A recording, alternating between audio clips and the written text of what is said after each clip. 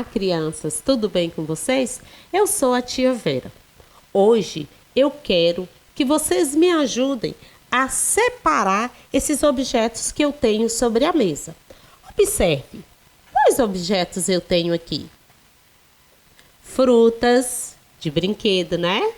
Temos panelinhas, pratos e animais. Qual a forma que nós podemos separar esses brinquedos? Eu os encontrei numa caixa, estavam todos misturados. Na pressa, provavelmente quem guardou colocou tudo junto. Agora eu preciso separar. Posso contar com a ajuda de vocês? Vamos lá. Temos aqui uma panelinha. Nós vamos separar esses brinquedos pelo tipo de brinquedo, tá bom? Isso aqui é o quê? Uma panelinha. Então vamos colocar aqui, nessa ponta. O que mais tenho aqui? Isso é um animal, né? Um cavalo. Posso colocar o cavalo aqui? Não, vamos separá-los. Vamos colocá-lo, o cavalinho, nesse espaço. Temos aqui o que mais?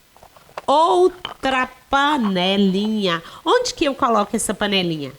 Com essa panelinha ou aqui com o cavalo? Com a panelinha, né? Na ponta de cá. E o que temos aqui? É uma fruta. A fruta nós vamos colocar aqui. Vamos continuar separando, ok? Isso aqui é uma melancia. Posso colocar a melancia aqui? Onde que estão as frutas? Nesse espaço aqui, né? Continuando. E o rinoceronte? Junto com o cavalo. O que mais vai para junto do cavalo? A onça. Temos aqui um morango. Onde eu coloco o morango? Com a panelinha, com o cavalo ou com as frutas? Com as frutas aqui, não é? Então vamos bem rapidinho até separar tudo. Esse animal aqui, essa fruta aqui, esse objeto, um copo aqui junto com a panelinha. Temos uma frigideira de brinquedo junto aqui. Temos um pratinho. Posso colocar aqui no conjunto de animais ou junto com a fruta? Não, aqui, né? Então, continuando. O que temos? Uma uva. A uva vai para essa ponta. Um kiwi vai para essa ponta. Vamos lá. Um cachorrinho. Posso colocar o cachorrinho junto com as panelas? Não, o cachorrinho fica aqui, ó, junto com os animais. Temos aqui um outro animal, vai ficando aqui. Temos um outro cachorro. Nesse conjunto tá ficando bem organizado, não tá? E esse abacaxi? Aqui fica o abacaxi. Essa jarra fica junto com os animais, com as frutas ou com as panelinhas? Com as panelas, com os utensílios, né? De brinquedos. Utensílios que utilizamos para brincar de cozinha, né? De casinha. Temos aqui uma fruta. A fruta vai ficar nesse conjunto aqui. Temos uma outra fruta. Uma maçã. Posso colocar a maçã com os animais? Misturado, né? Então vamos separar aqui. Esse animalzinho aqui.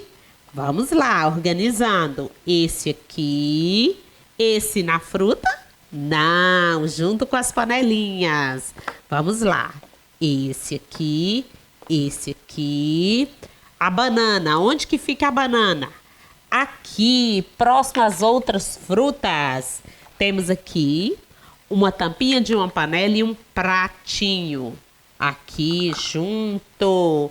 Uma girafa. A girafa fica junto com os outros animais. Frutas. Aqui. Copinhos. Aqui. E essa faca de brinquedo? Aqui. Vendo? Tudo muito organizado, né? Esses dois animaizinhos aqui. Vamos estar colocando as colheres, os talheres onde? Aqui. Esse objeto, essa mamadeira aqui. E agora, o que temos aqui? Um carrinho. Esse carrinho eu posso colocar junto com as frutas? Não. Aqui só temos o quê? Frutas. Posso colocar aqui junto com os animais? Também não. O que temos aqui? Apenas animais. Vou estar então colocando aqui junto com os brinquedos da cozinha. Pode ser? Também não, porque aqui nós só temos brinquedos de brincar de casinha, de brincar de fazer comidinha, de brincar de cozinhar. Então o carrinho não se encaixa em nenhum desses conjuntos. Mas nós temos aqui um fogão. Fogão eu poderia estar colocando lá? Fogão é uma panelinha? Copo? Não, não é. Então, o fogão é um brinquedo utilizado também para brincar de casinha, mas não vai compor aquele conjunto lá, porque lá nós só temos panelas, copos e talheres. Bem, crianças, colocaremos este aqui e esse carro para ser guardado em outro espaço. Nós separamos este desta forma. Mas nós podemos também usar outras maneiras para estar separando esses brinquedos. As frutas, os animais, as panelinhas. Por exemplo, podemos separar pelas cores. Nós vamos estar misturando os brinquedos e separando só pelas cores. Quer ver? Temos aqui uma onça. Qual a cor da onça? Amarela. Vamos colocar os brinquedos de cor amarela aqui, ok? E as frutas? Temos frutas amarelas? Temos. Vamos estar colocando todos os brinquedos de cor amarela aqui. Aqui, nesse conjunto que temos, uma faca. Que cor é essa? Amarela. Então, estaremos colocando essa faca aqui. Qual uma outra cor que poderíamos estar separando os brinquedos de cor? Vermelha. Vamos colocar aqui apenas os brinquedos de cor vermelha. Nesse conjunto aqui teremos cor vermelha? Não, não temos vermelho. Mas temos aqui, ó, a cor verde. Vamos estar agrupando as cores verdes? Aqui estão juntos o verde, né? O que mais temos verde aqui? Nada, nenhum animal verde. Mas temos aqui, ó, os copos. Esses são de cor verde. Poderemos estar colocando aqui. Aqui, como iremos separar? Os utensílios de cor rosa. A cor rosa aqui, ó. Tudo que é rosa aqui. Como é por cor, podemos colocar o fogãozinho aqui.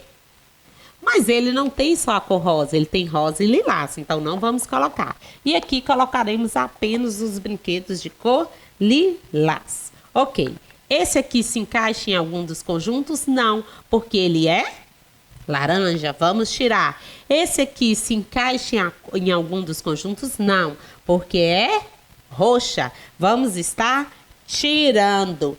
Ah, mas vamos voltar. Esse aqui se encaixa em algum conjunto? Sim, porque é laranja. Eu tenho aqui, ó, animais na cor laranja. Agora que eu observei. Vamos aqui separar esses agrupando por cores. Esse aqui, tá? O branquinho vai ficando aqui. E esses aqui, ó, tonalidade marrom vai ficando. Esses aqui, como são cores, cada um de uma cor, não se encaixa em nenhum dos conjuntos. Deixar aqui no cantinho. Vejam. Vermelho, verde, branco, amarelo, rosa, lilás. Todos agrupados por cor. Bem, crianças, chegamos ao final de mais um vídeo. Vamos ficando por aqui e até a próxima. Tchau, crianças!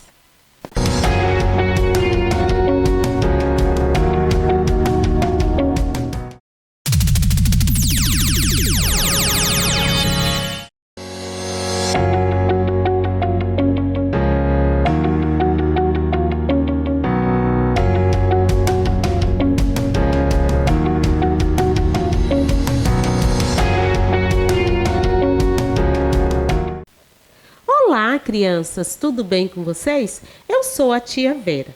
Hoje eu estou aqui e preciso da ajuda de todos vocês para separar os brinquedos que tem aqui nessa caixa preta.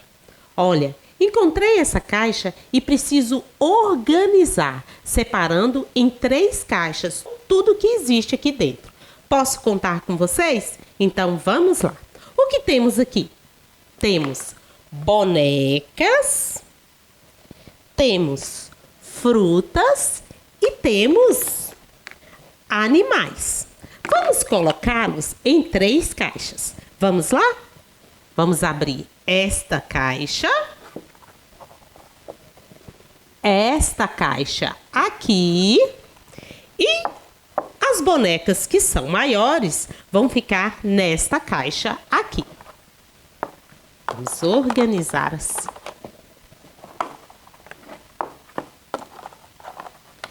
Começando.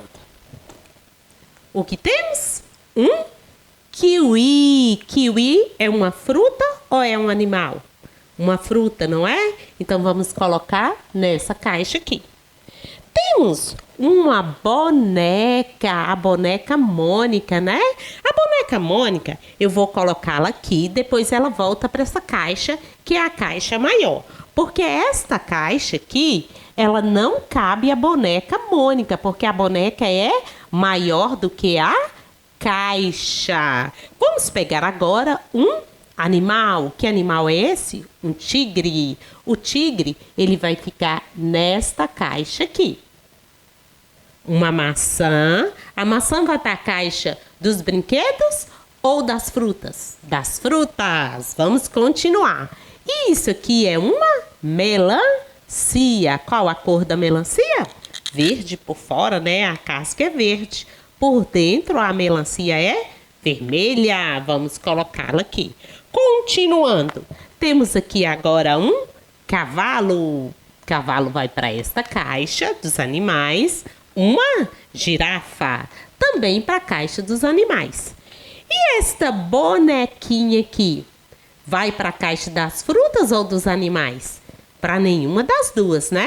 Nós vamos deixá-la aqui junto com a Mônica, porque como a Mônica é uma boneca grande, não cabe nestas caixas. Vai voltar para a caixa maior.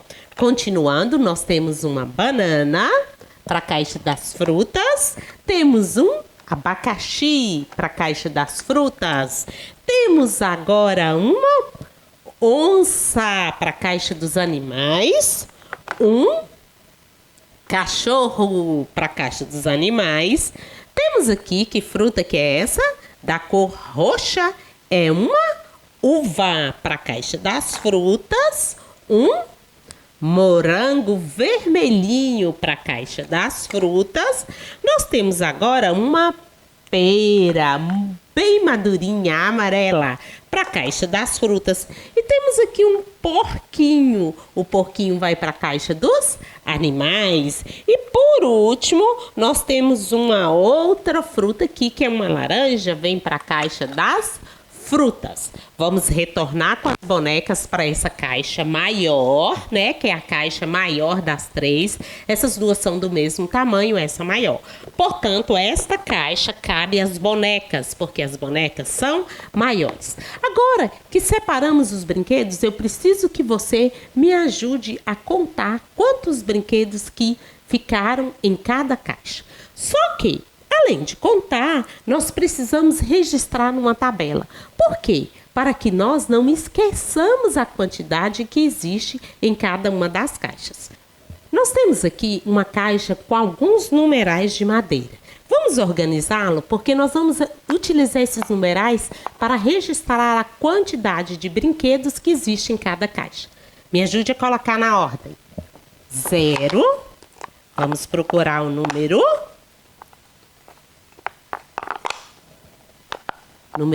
1, depois do 0. Depois do número 1, qual o número que vem? É o número 2. Depois do número 1. Temos agora o número 3. Colocá-lo aqui após o 2. Depois do número 3, que número que vem? É o número 4. Vamos colocá-lo aqui. Depois do número 4. Que número que vem, crianças? Número 5. Logo após o 4, 5. Após o 5, nós teremos o número 6. Depois do 6 é o número 7. Número 8 e o número 9. Muito bom. Sequência correta. Contem comigo. 0, 1, 2, 3, 4, 5, 6, 7, 8, 9. Agora é o seguinte, nós vamos contar a quantidade de cada caixa e nós vamos pegar o numeral correspondente à quantidade. Nós vamos começar pelas bonecas, que está na caixa maior. Qual a cor da caixa? Preta, né? Nós temos aqui a bonequinha Mônica. Quantas bonecas que temos? 1, 2 bonecas. Qual é o número que corresponde à quantidade de bonecas? É o número 2. Vamos registrar na tabela 2 bonecas. A quantidade nós vamos registrar com palitos na tabela. Vamos? 1, 2 palitos. Agora vamos acrescentar na tabela o numeral 2. Muito bom. Vamos colocá-lo aqui. Agora eu quero que você me ajude a contar quantos animais que tem nesta caixa de cor branca, de formato retangular. A caixa branca tem o mesmo formato da caixa preta. As duas têm formato de um retângulo. Diferente no tamanho e também nas cores, né? Esta é uma caixa maior, esta é uma caixa menor. A cor é preta, esta cor é branca. Vamos lá agora, quantos animais que existem nessa caixa? 1, 2, 3, 4, 5, 6. Vamos colocar de novo? 1, 2, 3, 4, 5, 6. Agora nós vamos pegar um numeral que corresponde à quantidade de animais que existe na caixa. Vamos lá? Qual é o número 6? É este? Aqui, muito bom. Vamos colocá-lo aqui, ó. Número 6. Muito bem. Agora vamos à tabela. Animal. Quantos palitos vamos colocar aqui na nossa tabela? 1, 2, 3, 4, 5, 6. Qual o número que vamos escrever na coluna do numeral aqui? O número 6. Muito bom. Observe a tabela. Tem a parte do brinquedo, aparece o animal, né? Uma onça. A quantidade, 6 palitos e o número 6. Agora nós vamos verificar quantas frutas existem nesta caixa aqui, que é a caixa de frutas. Nós temos 3 caixas. Esta caixa é semelhante a essa aqui. As duas possuem o mesmo tamanho, a mesma cor, branca, e a mesma forma, retangular. A única caixa diferente é a caixa preta. Ela é de cor diferente, ela é uma caixa maior e ela tem o mesmo formato das outras. A única semelhança é o formato retangular. Vamos agora contar quantas frutas que aparecem aqui dentro dessa caixa. Vamos? 1, 2, 3, 4. Vamos colocando aqui.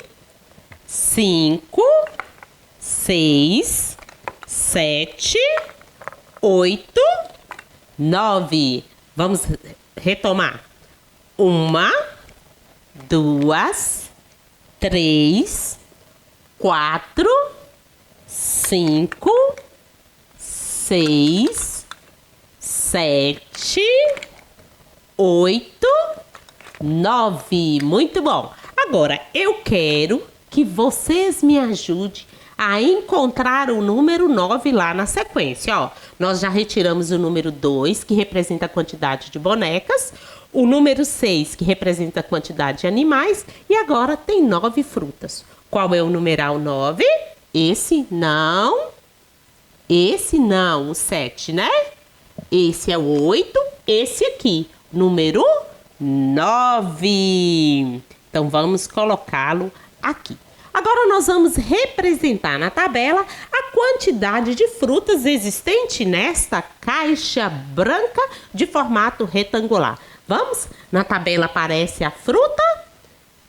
Que fruta que é essa? Uma melancia. Quais as cores da fruta? Vermelha e verde. Representando com palitos. 9 palitos. Vamos lá?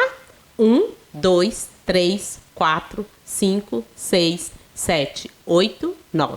Vamos colocar na coluna do número, o número 9. Muito bem, crianças. Vocês estão, ó, nota 10. Crianças espertas e muito inteligentes.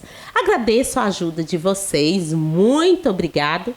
Infelizmente, chegamos ao final de mais um vídeo. Até a próxima, crianças. Tchau!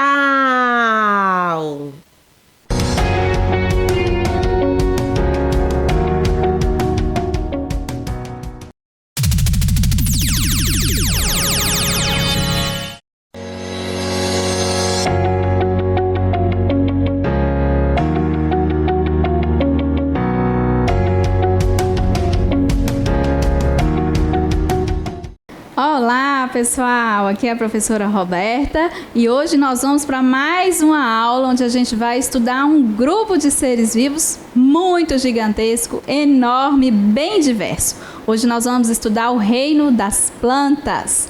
Preparados? Vamos embora? Vem comigo então! Você sabia que já são conhecidas atualmente cerca de 250 mil espécies de plantas? Sabia também que as plantas possuem uma grande diversidade de formas, de cores, de tamanhos, porém, todas elas têm algumas características em comum.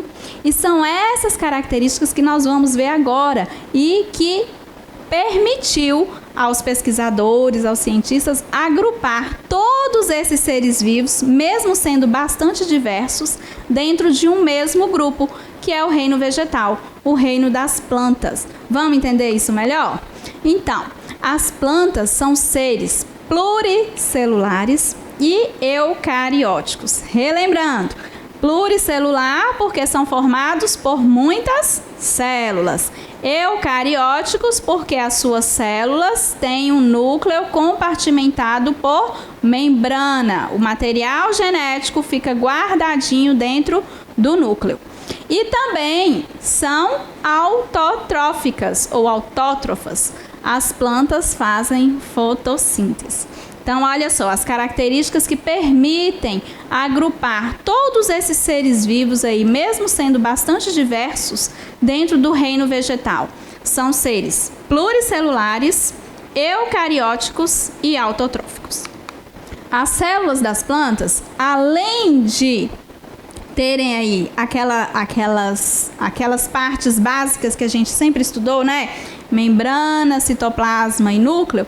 Além disso, elas têm outras estruturas que não são encontradas em outros seres vivos, como os plastídeos, onde a gente tem aí os cloroplastos, que são organelas responsáveis por captar a luz do sol e também por fazer todo o processo da fotossíntese. Além disso, as células dos vegetais têm também uma parede celular rígida, geralmente formada por celulose. E além disso, as células das plantas também têm uma outra estrutura chamada de vacúolos.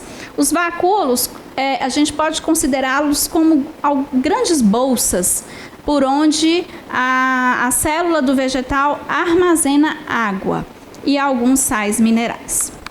Então, essas características, né, essas estruturas presentes na célula vegetal, conferem aí as características que a planta tem de ter rigidez por conta da parede celular, armazenamento de água para utilizar aí na falta, né, quando o ambiente está com estresse hídrico, e também os plastídeos que facilitam aí, que favorecem a fotossíntese. As plantas, como são seres pluricelulares, elas já têm aí uma organização das suas células em tecidos, em órgãos. E aqui nós vamos ver agora alguns tecidos que as plantas possuem e que têm função definida, que favorecem o desenvolvimento das plantas em determinadas funções.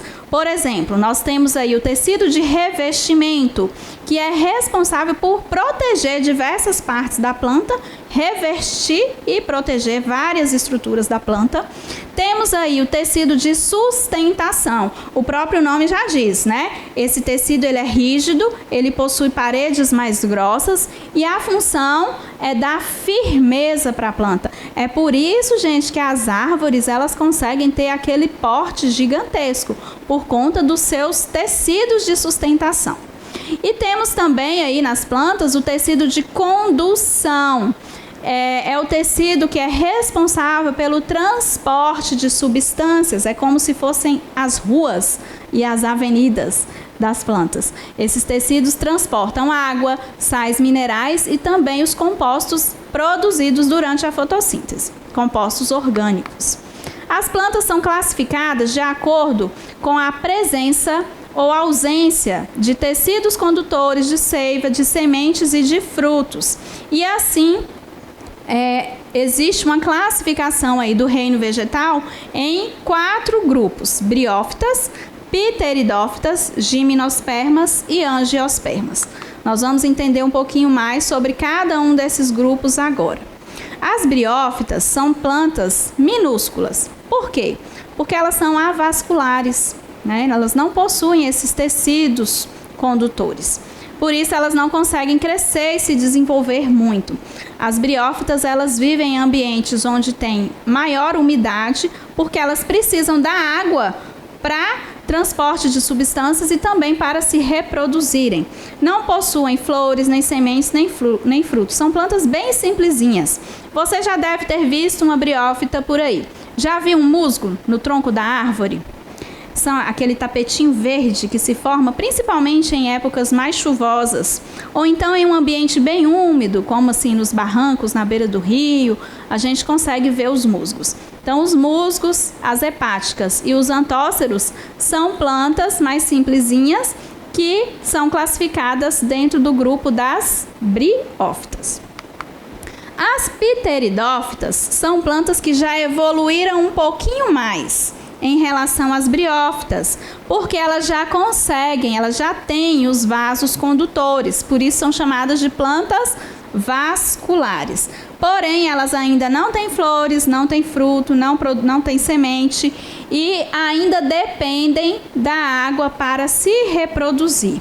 Exemplos de pteridófitas, eu acho que você conhece: samambaia, avenca. Com certeza, na casa de alguém da sua família, você já deve ter visto aí uma samambaia, não é mesmo? Então, a samambaia faz parte do reino vegetal do grupo das pteridófitas. As gimnospermas já evoluíram um pouquinho mais em relação às samambaias, as pteridófitas. Então, nas gimnospermas, nós já temos aí vasos condutores e sementes. Porém, essas sementes são chamadas de sementes nuas, por isso o nome gimnospermas. Gimnospermas quer dizer sementes nuas. Por que sementes nuas? Porque essas plantas não têm fruto, tá? Então, as sementes, elas ficam soltas, elas não ficam guardadas dentro de um fruto. E aí, a dispersão dessas sementes é feita pelo vento, tá? Então, as plantas do grupo das gimnospermas, quando estão em fase reprodutiva, elas liberam as suas sementes e as sementes são lançadas e percorrem aí lugares indefinidos. Se instalando em um ambiente propício, essa semente consegue aí germinar e gerar uma nova planta. Temos aí como exemplo os pinheiros e as araucárias, que são plantas do grupo das gimnospermas. Já as angiospermas são as plantas mais completas, vamos dizer assim, porque elas possuem vasos condutores, possuem sementes, flores e frutos.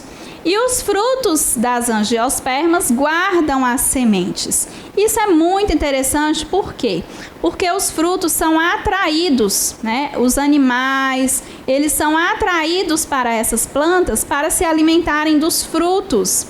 E aí, olha só a estratégia evolutiva desse grupo das plantas. Quando o animal ele se alimenta do fruto, ele acaba disseminando as sementes por onde ele vai. E isso favorece a reprodução das angiospermas. E aí, como exemplo, nós temos várias espécies de angiospermas. Aqui eu coloquei a goiabeira, o tomateiro, que são plantas que você já conhece aí no seu dia a dia. Mas toda planta que produz fruto, ela é considerada, ela está classificada dentro do grupo das angiospermas. Vimos então aí as características gerais do reino vegetal e começamos a entender um pouquinho sobre a classificação do reino vegetal nos diversos grupos de briófitas, pteridófitas, gimnospermas e angiospermas. Hoje eu vou ficando por aqui. Peço que você assista e revise essa videoaula quantas vezes achar necessário. Dê uma olhadinha ao seu redor, veja que plantas você tem aí próximo à sua casa ou na sua própria casa e tente classificá-las dentro dos grupos que nós estudamos hoje. Eu vou ficando por aqui, vejo você na próxima aula. Até mais!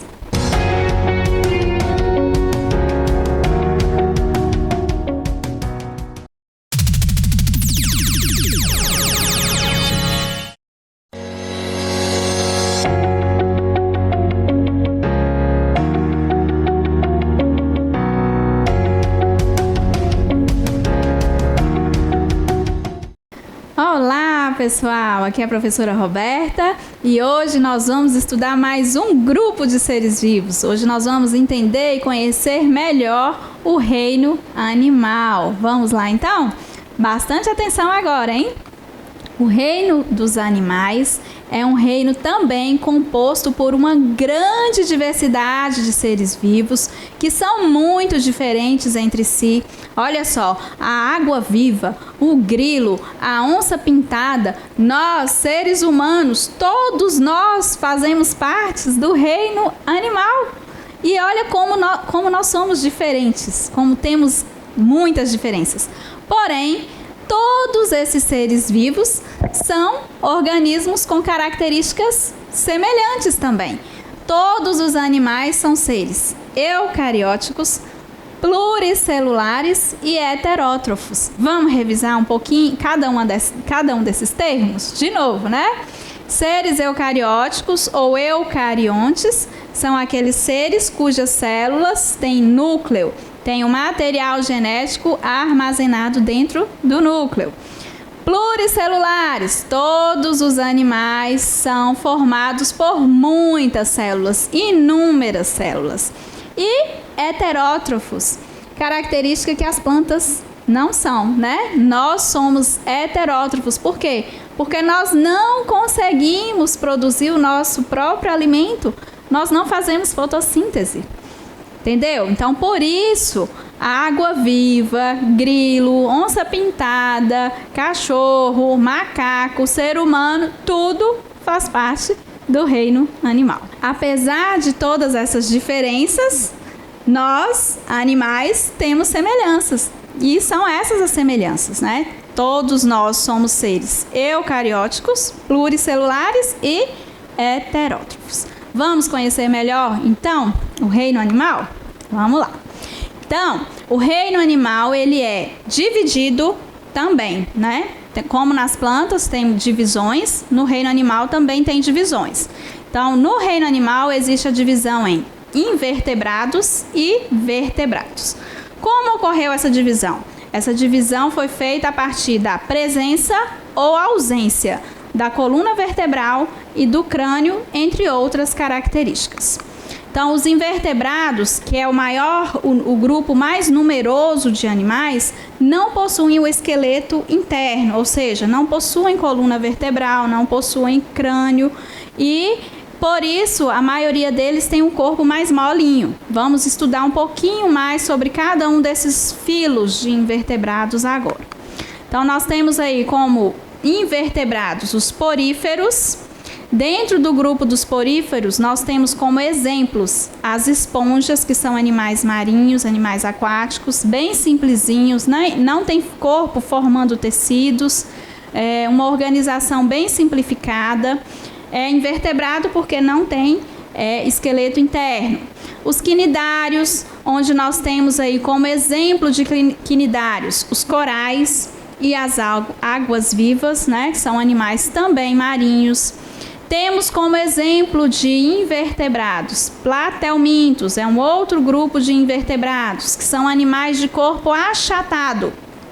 Como exemplo de platelmintos, nós temos a planária, a tênia e o esquistossomo. Tênia e esquistossomo são invertebrados causadores de doenças. E temos aí também dentro do grupo dos invertebrados os nematódeos, que são animais de corpo cilíndricos, invertebrados de corpo cilíndrico. Como exemplo, nós temos as lombrigas, que também são causadoras de doença intestinal. Temos os moluscos, que são invertebrados de corpo mole, alguns têm concha, outros não têm concha. Como exemplo, nós temos as lesmas, os caracóis, os polvos, as lulas. Temos ainda o grupo de invertebrados chamado de anelídeos. Os anelídeos têm corpo dividido, segmentado em anéis, por isso o nome anelídeos. Dentro do grupo dos anelídeos, nós temos aí as minhocas e as sanguessugas. Invertebrados do grupo dos artrópodes, que é o grupo mais numeroso que existe de invertebrados, onde se encontram aí os insetos, os crustáceos e os aracnídeos. E nós temos ainda os invertebrados do grupo dos equinodermas, onde nós temos as estrelas do mar e o ouriço do mar, que são animais marinhos. Já os vertebrados pertencem ao filo Chordata, e eles apresentam um esqueleto interno constituído aí de cartilagem ou de ossos, ou das duas coisas juntas, né? Tem animais vertebrados que têm ossos e cartilagens, e temos animais vertebrados que têm somente a cartilagem. Essas estruturas desses animais, dos vertebrados, estão relacionadas com a sustentação do corpo, os movimentos e a proteção de órgãos internos. Por exemplo, nós, seres humanos, somos vertebrados, somos animais vertebrados. Então, os nossos ossos, eles estão sempre aqui, ajudando o nosso corpo a se sustentar, né, a se manter firme, a se locomover, a movimentar e também a proteger órgãos importantes. Por exemplo, nós temos aqui o crânio na nossa cabeça, que protege o sistema nervoso central, protege órgãos importantes. Nós temos a nossa caixa torácica, onde nós temos aí as costelas, que protegem órgãos importantes também, que são os pulmões. Então, os ossos nos animais vertebrados têm a função de sustentação, firmar, sustentar o corpo, movimento e também proteção de órgãos importantes. Como exemplos de vertebrados, nós temos aí as classes de peixes, onde nós temos aí tanto peixes cartilaginosos quanto peixes ósseos. E aí vocês têm aí uma infinidade de peixes que você já deve ter visto, né? Tubarão é um exemplo de peixe e outras várias espécies. Os anfíbios, que é outra classe de vertebrados, onde nós temos como exemplo sapos, salamandras, cobras cegas, as rãs. Anfíbios são animais que têm parte da sua vida na água e a outra parte no meio terrestre, por isso o nome anfíbio. Anfi significa dupla vida, tá? Temos aí a classe dos répteis, que são os animais que têm corpo mais rígido, mais seco, e eles já conseguiram dominar totalmente o ambiente terrestre, o meio terrestre, para sobreviverem. E aí nós temos vários exemplos de répteis, tartarugas, crocodilos, cobras, os lagartos, são muitas espécies também dentro aí da classe dos répteis. Temos a classe das aves. As aves são os vertebrados que possuem penas, né? E aí a gente tem patos, águias, aves voadoras, aves que não voam, as galinhas, os pássaros, todos esses estão dentro do grupo dos vertebrados denominado de aves. E nós temos a classe dos mamíferos, que é onde os seres vivos que amamentam os seus filhotes estão agrupados. Então, todos os mamíferos possuem em seu corpo, as fêmeas, possuem glândulas mamárias que amamentam os seus filhotes quando elas se reproduzem. Então, aí nós temos como exemplo o ser humano, a baleia, o morcego, o cão, o macaco e várias outras espécies aí de mamíferos. Dentro do estudo de todos os seres vivos que nós vimos até agora, desde o primeiro grupo que nós vimos lá, o reino Monera, até chegar agora ao reino animal, nós podemos verificar e observar que o nosso planeta ele é abrigado por uma imensa biodiversidade. Biodiversidade significa a variedade de vida, e isso está relacionado com a riqueza de espécies, com a riqueza de material genético que habitam todos os ecossistemas do nosso planeta Terra. Então, por isso, nós temos que cuidar da biodiversidade, sempre estar atento aos seres vivos que estão ao nosso redor, cuidar de nós como seres vivos também e dos seres que nos rodeiam, cuidar dos nossos ecossistemas, dos ambientes que frequentamos, para que esses recursos ambientais, os recursos genéticos e a biodiversidade do nosso planeta se mantenha em equilíbrio. Então, por hoje é isso. Revise e assista essa videoaula quantas vezes achar necessário. Pesquise e aprofunde sobre o estudo aí dos invertebrados, dos vertebrados.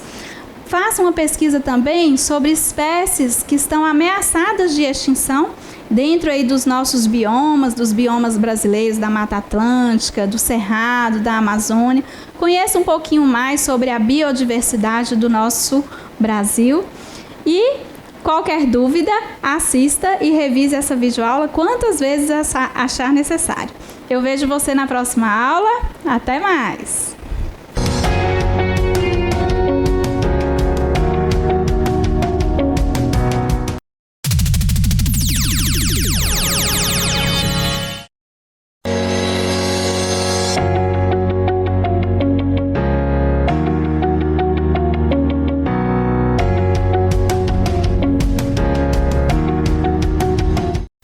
Olá, alunos! Olá, historiadores! Sejam bem-vindos à nossa videoaula de História da América. Eu sou o professor Daniel Ruas e hoje nós vamos tratar de religião na América antes dos europeus chegarem.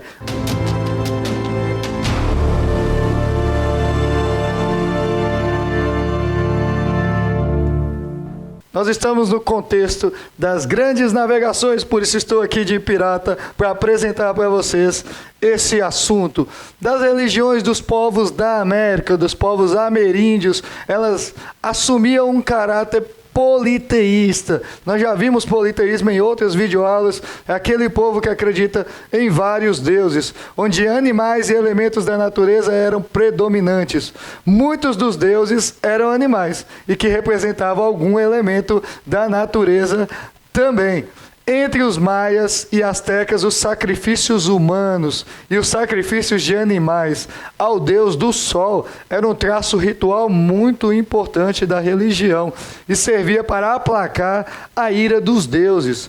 Na prática, acontecia por meio da retirada do coração da vítima ainda acordada. Mas espere aí, não precisa ficar assustado.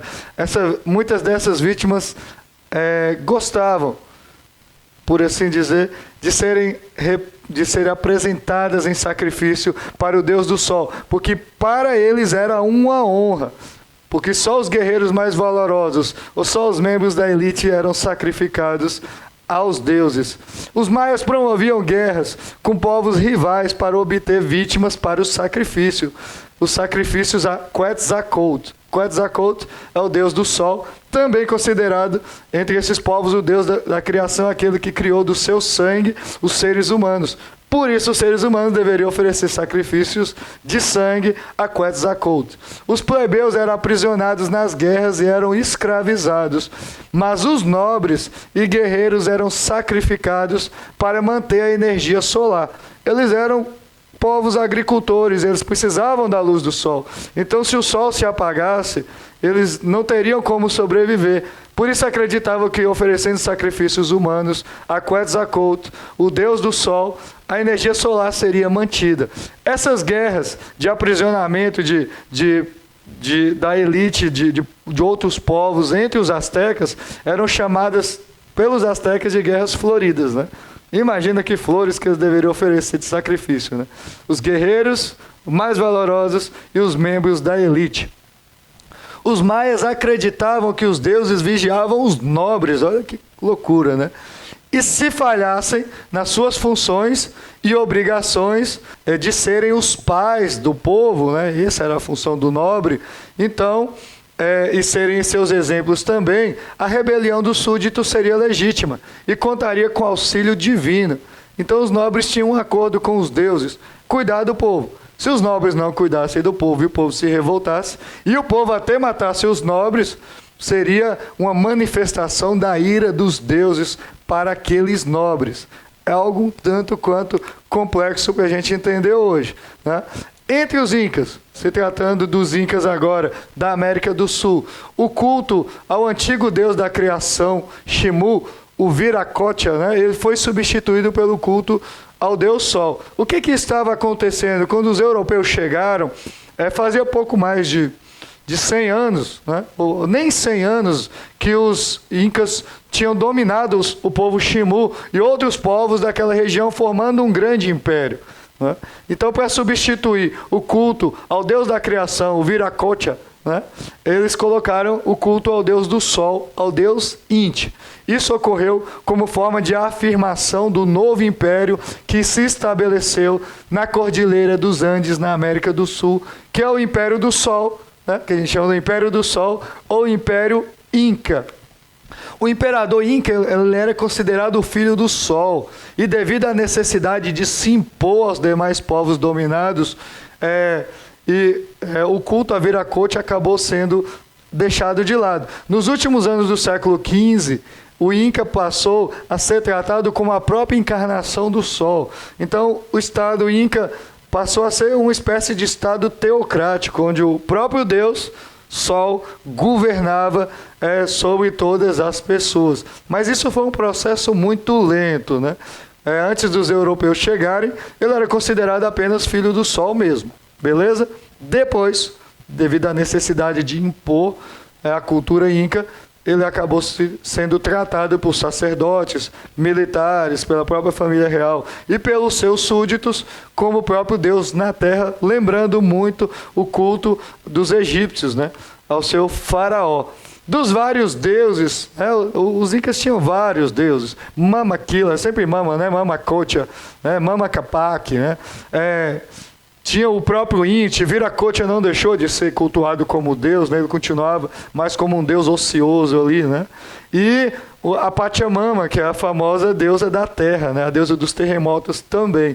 Se você procurar alguns filminhos, algumas séries atuais, você encontra, né, nesses servidores de streaming aí, uns filminhos sobre Mama Pachamama, né? Um desenho bem legal, né? Que resgata essa cultura da deusa da terra, a deusa da agricultura. E, é claro, o deus Inti aparece ali de tabela também. Entre os astecas nós temos alguns deuses, né? Eu falei dos incas, falei dos maias e falei dos astecas. Então, entre os astecas nós temos Tlaloc, né? Vem os caras com nome difícil, né? O Tlaloc, que é o deus da chuva, né? Nós temos o Quetzalcoatl também, né? Que era dos maias e passou a ser dos astecas também, que é o Deus do sol, né? Nós temos o Deus da guerra, né? O Itz, né? E nós temos outros, uma variedade de deuses, e cada deus desse é protetor de uma grande cidade, sendo Quetzalcoatl um dos principais aí, para quem era oferecido sacrifício. Mas o Deus da guerra era o Deus principal dos astecas, era um povo guerreiro que vivia fazendo sacrifícios e muitos sacrifícios para esse Deus, inclusive sacrifícios humanos.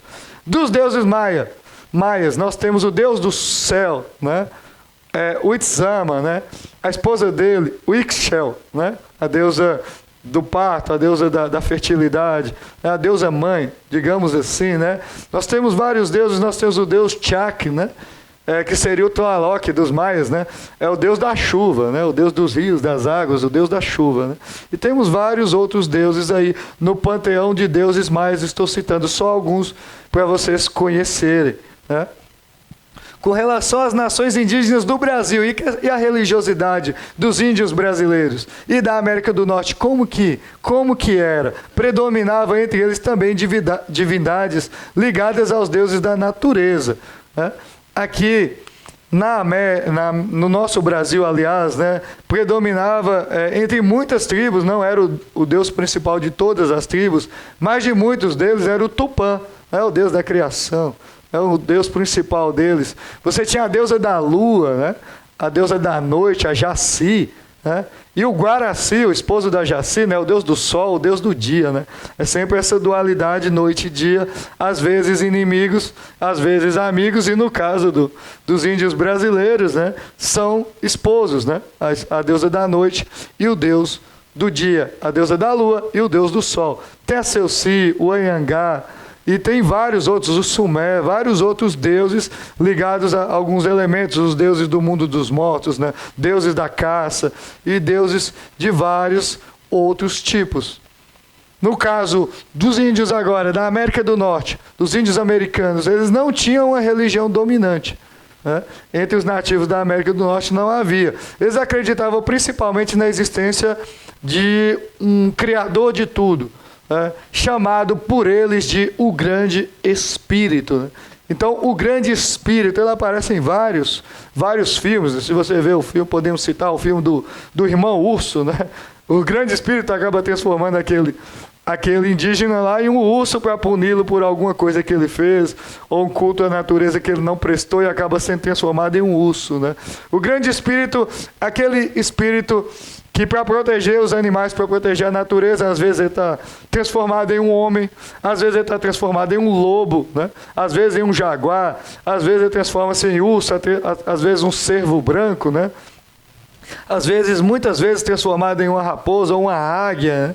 Então, os povos indígenas, eles sempre faziam orações ao Grande Espírito para que permitisse que eles fizessem as suas caças, né? Caçassem e matassem para sobreviver. E aí teria que fazer toda uma homenagem ao espírito do animal morto também, e oferecer e fazer esse oferecimento ao Grande Espírito, porque você não sabe se você está matando um urso e pode estar matando um corpo que o Grande Espírito assumiu ali, né? Ou atirando contra ele, porque matá-lo seria algo meio impossível nessa cultura aqui. Sobrou um povo que a gente falou anteriormente, o povo Inuit, né? Ou que nós conhecemos popularmente como esquimós. Os esquimós, eles possuíam uma religião que a gente chama de animista. O que é uma religião animista? É uma religião onde todos os seres são dotados de espírito, sejam eles seres humanos, sejam animais, vegetais, né? As árvores também possuem espírito, e as plantas, sejam as pedras, as montanhas, todos eles possuem o espírito divino, né? E aí é preciso saber se comunicar com esses espíritos, porque há espíritos malignos nesse meio aí também, né? É preciso aplacar esses espíritos inferiores.